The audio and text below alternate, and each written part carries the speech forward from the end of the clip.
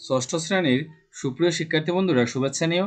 ইতোমধ্যেই তোমাদের 16তম সপ্তাহের অ্যাসাইনমেন্টটি প্রকাশিত হয়েছে এবং 16তম সপ্তাহের ইংরেজি অ্যাসাইনমেন্টের নমুনা উত্তর অলরেডি আমাদের ই শিক্ষা চ্যানেলে আপলোড করা হয়েছে। এই ভিডিও শেষ পৃষ্ঠায় ইংরেজি অ্যাসাইনমেন্টের ভিডিও লিঙ্ক দেওয়া থাকবে, ওই লিঙ্কে ক্লিক করে তোমরা ইংরেজি অ্যাসাইনমেন্টটি দেখে নিও। আর এই ভিডিওতে আমি তোমাদের সাথে 16তম সপ্তাহের বাংলাদেশ ও বিশ্ব পরিচয় অ্যাসাইনমেন্টটি নিয়ে আলোচনা করব। আর তোমরা যারা গত সপ্তাহের অ্যাসাইনমেন্টগুলো করোনি তারা এই ভিডিওর শেষ পৃষ্ঠায় ক্লাস 6 অ্যাসাইনমেন্ট নামে একটি প্লেলিস্ট পাবে। ওই প্লেলিস্টে ক্লিক করলেই তোমাদের সকল সপ্তাহের সবগুলো অ্যাসাইনমেন্ট তোমরা ধারাবাহিকভাবে পেয়ে যাবে। তাহলে চলো শিক্ষার্থী বন্ধুরা ভিডিওটি শুরু করা যাক।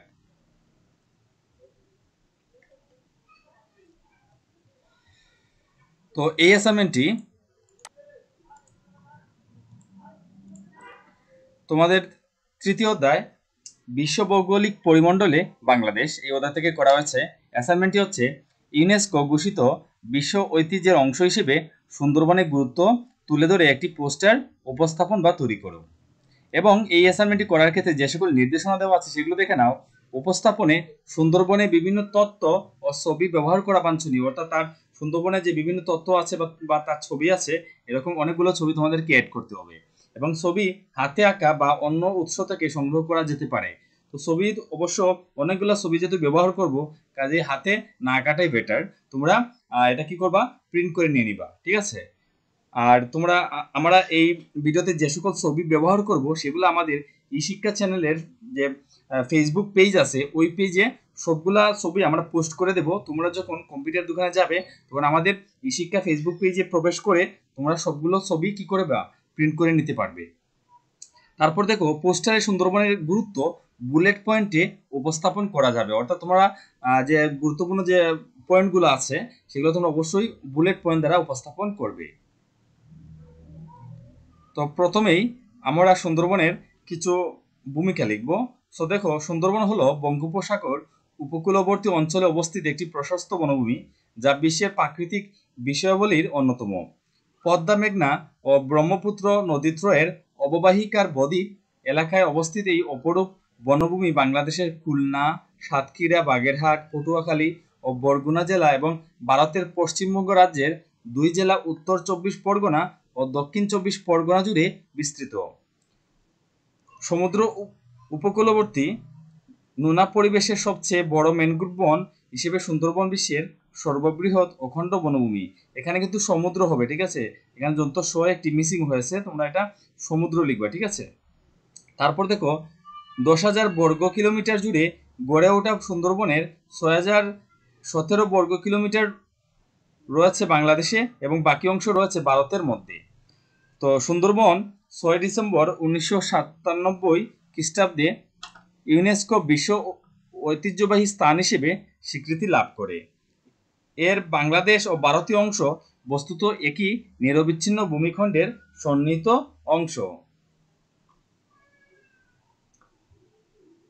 হলেও ইউনেস্কোর বিশ্ব ঐতিহ্য তালিকায় ভিন্ন ভিন্ন নামে সূচিবদ্ধ হয়েছে, যথাক্রমে সুন্দরবন অর্থাৎ বাংলাদেশের অংশটি সুন্দরবন এবং ভারতের অংশটি সুন্দরবন জাতীয় উদ্যান নামে পরিচিতি লাভ করেছে।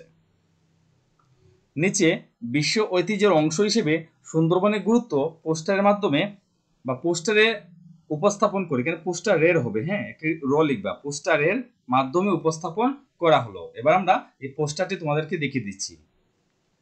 তো এই হচ্ছে মূলত তোমাদের পোস্টার। তো তোমরা হয়তো এখানে কি লেখা আছে তা বুঝতে পারছো না। তো দেখো, প্রথমে তোমরা এই পোস্টারটিকে বড় যে পোস্টার নিবা তাকে কি করবা, প্রথমে এরকম একটি বর্ডার দিবা, হ্যাঁ।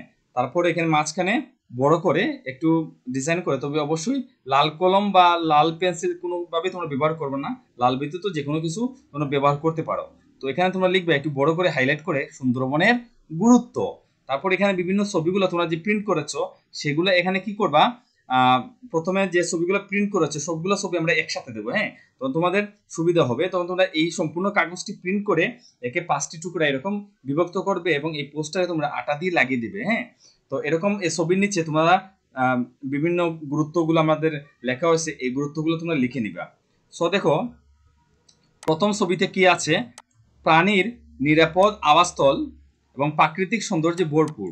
তো এই সুন্দরবন হচ্ছে কি প্রাণীর নিরাপদ আবাসস্থল এবং প্রাকৃতিক সৌন্দর্যে ভরপুর। তারপর এখানে যে ছবিটি আছে তুমি দেখতে পাচ্ছ যে এটা হচ্ছে মূলত প্রাকৃতিক রক্ষা কবচ, অর্থাৎ সুন্দরবন প্রাকৃতিক রক্ষা কবচ নামেও কিন্তু পরিচিত। কারণ হচ্ছে কি, প্রাকৃতিক দুর্যোগ সিডর, আইলা, সাম্পান ও বুলবুলের হাত থেকে উপকূলকে রক্ষা করেছে, তাই না?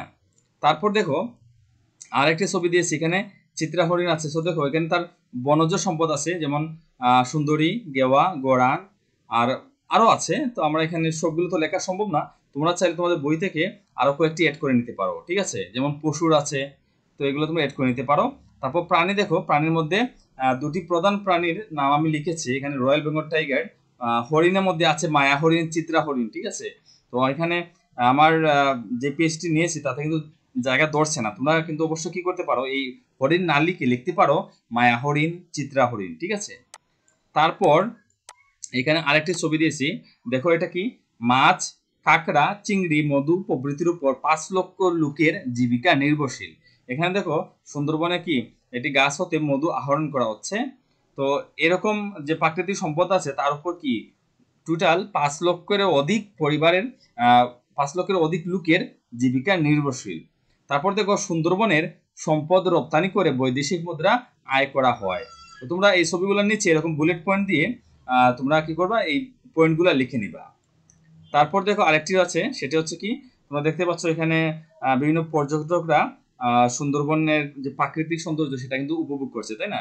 তো এখান থেকে আমরা বলতে পারি যে দেশি বিদেশি পর্যটকের আগমন, এবং এখান থেকে কি করা হয়, গবেষকদের গবেষণা প্রাণ কেন্দ্র। কারণ এখানে কি আছে, বিভিন্ন ধরনের উদ্ভিদ আছে, বিভিন্ন ধরনের প্রাণী আছে, এবং গবেষকরা এসব উদ্ভিদ প্রাণী নিয়ে কি করতে পারে, গবেষণা করতে পারে। কাজে এখানে গবেষকদের যেমন মানে প্রাণ কেন্দ্র, হ্যাঁ, গবেষণার প্রাণ কেন্দ্র, ঠিক তেমনি পর্যটকেরও খুব বেশি আকর্ষণের কেন্দ্রস্থল, ঠিক আছে? তো এই ছিল তোমাদের পোস্টারটি, তোমরা এইভাবে সুন্দর করে দিয়ে দিবা। এবং ভিডিওটি অবশ্যই যদি তোমাদের ভালো লাগে, হ্যাঁ, তুমি একটি কমেন্ট করবা এবং তোমাদের বন্ধু বান্ধবদের সাথে ভিডিওটি শেয়ার করবে। আর তোমরা যদি লাইক, কমেন্ট এবং শেয়ার করো, আমরা কিন্তু অনুপ্রাণিত হই, তখন আমাদের মনে হবে যে আমাদের পরিশ্রমটা সফল হয়েছে। শিক্ষার্থী বন্ধুরা, এই ছিল তোমাদের 16তম সপ্তাহের বাংলাদেশ ও বিশ্ব পরিচয় অ্যাসাইনমেন্টের নমুনা উত্তর। ভিডিওটি ভালো লাগলে লাইক, কমেন্ট এবং শেয়ার করে আমাদেরকে উৎসাহিত করবে। আর অ্যাসাইনমেন্ট বিষয়ক যে কোনো আপডেট সবার আগে পেতে আমাদের চ্যানেলটি সাবস্ক্রাইব করে তার পাশে থাকা বেল আইকনটি অন করে রাখবে। ভিডিওটি দেখার জন্য তোমাদের সবাইকে ধন্যবাদ। সেই সাথে আমার পরবর্তী ভিডিওটি দেখার আমন্ত্রণ জানিয়ে আজকের মতো এখানেই বিদায় নিচ্ছি। সবাই ভালো থাকো, সুস্থ থাকো, নিরাপদে থাকো।